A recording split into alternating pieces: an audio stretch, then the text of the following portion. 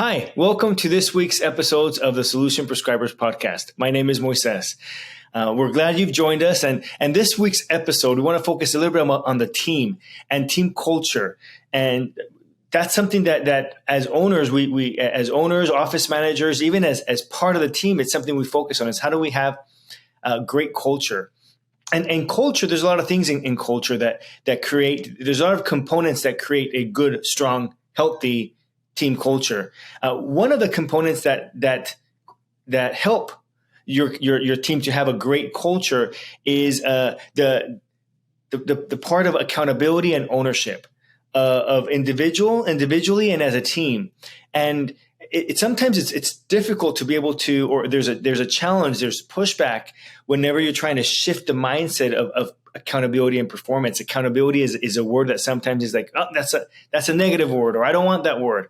It feels like I'm going to get in trouble. When accountability, when you are performing or you're trying to accomplish a goal, is healthy and and happy. You should be excited to be able to figure out what's working and what's not working. And so there's three keys or three components that we recommend that you take a look at and see, am I doing this? Can I implement this as you start shifting that mindset of accountability, ownership, and performance, a collaborative performance.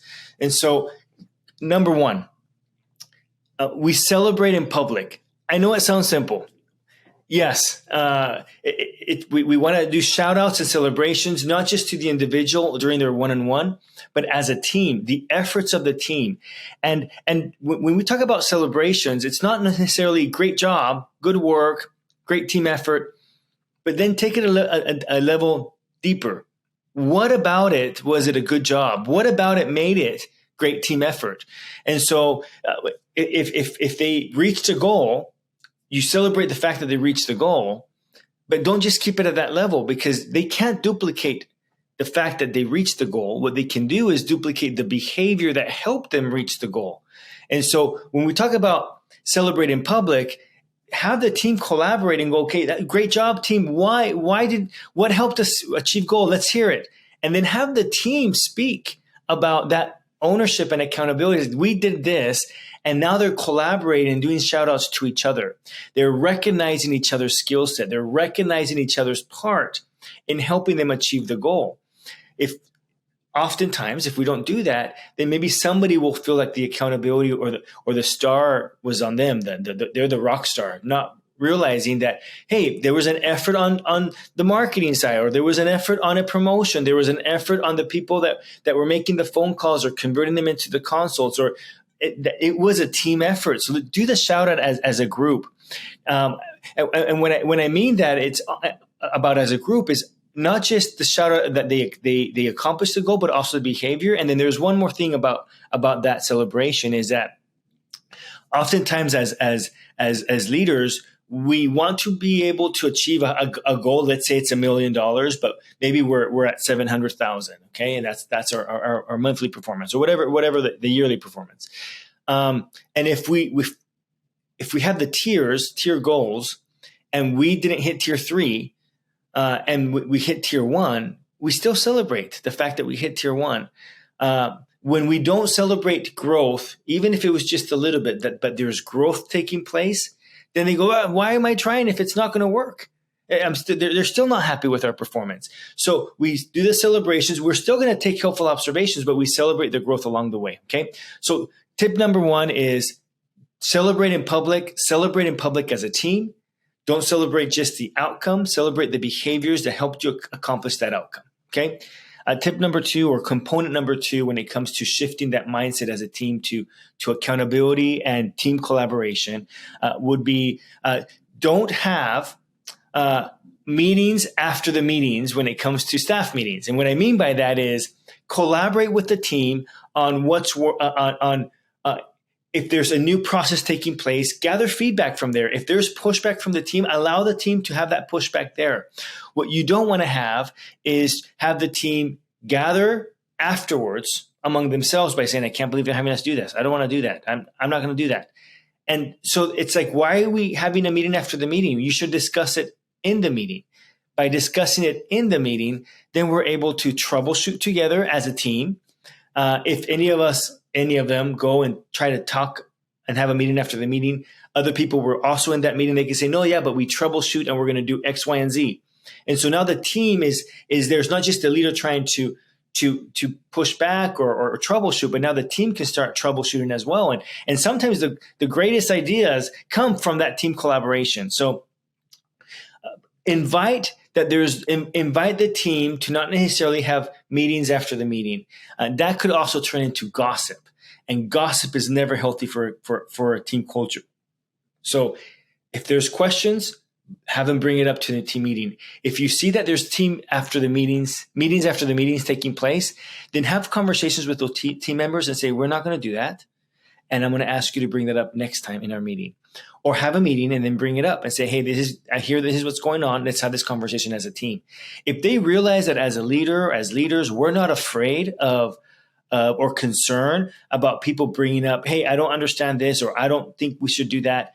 If they can see that, hey, we're here for the team and we'll troubleshoot what we need to, and that we don't find that disrespectful, as long as everything's done with respect, then that should ignite a positive behavior of them saying, this is an open door policy. This is a team effort. And so I can bring up celebrations as a team. I can bring up pushback as a team. I can bring up concerns as a team. So the second tip is make sure that we facilitate an environment where people can bring up concerns during the meeting.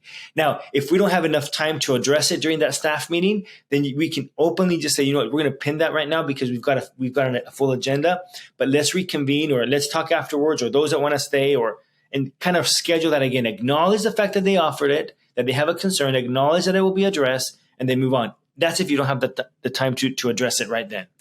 And then component number 3, and that is correct in public. I know that there's a lot of people that say you got to correct in private, and I agree. I agree with that. We've seen that correct in private when it comes to very specific personal behavior.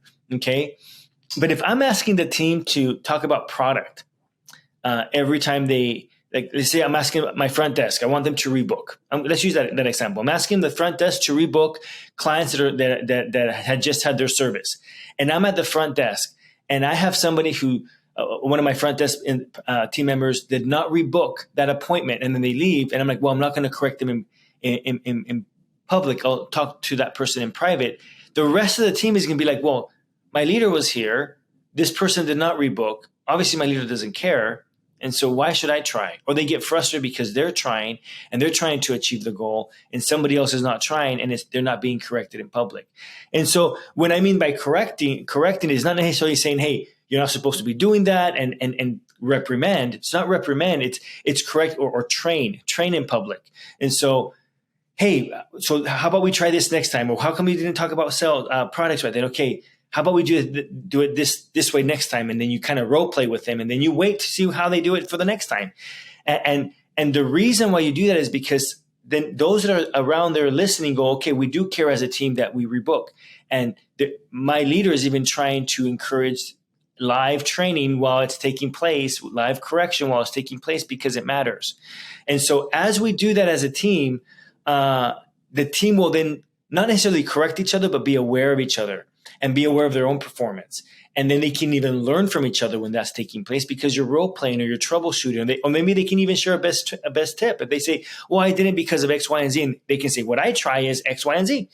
And so as we start speaking with our team, and we want to shift that mindset of team accountability, team collaboration, team ownership, then things need to be done also as a team. And so we provide feedback as a team. We provide collaboration as a team. We provide feedback in the terms of corrections, and we receive feedback also as a team. And so my invitation to you this week is take a minute. Notice how that culture is. Are we doing that as a team or individually? And let's take it from there. Once again, we thank you for joining, and we hope you have a great week.